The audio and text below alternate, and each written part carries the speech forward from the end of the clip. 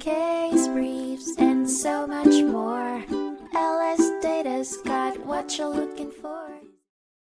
In a striking 1949 case titled United States v. Riccardi, the United States Court of Appeals for the Third Circuit was tasked with deciding whether the use of lists to refresh witnesses' memories constituted valid evidence in court. This case shed light on the intricacies of evidentiary law, specifically how memory aids can come into play in a trial and be considered in a verdict. At the heart of the lawsuit was a defendant convicted of transporting an assortment of household items from New Jersey to Arizona, items which belonged to Doris Farid Es Sultan A. The government enlisted the assistance of lists to help witnesses remember the specific objects and disputed the quantity and quality of the transported goods. The defendant, however, objected to this method, questioning the admissibility of such materials as evidence, and further claimed errors in the acceptance of evidence beyond the scope of the indictment.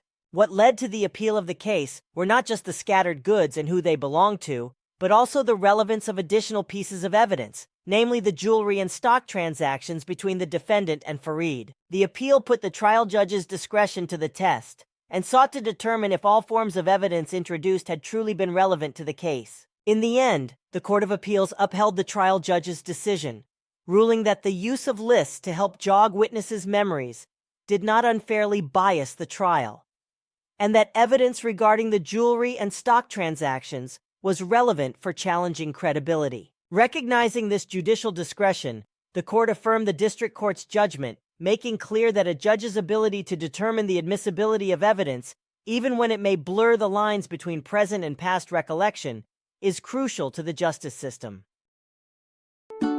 Case briefs, and so much more. LSData's got what you're looking for. Visit lsd.law, elevate your mind. Leave the stress of class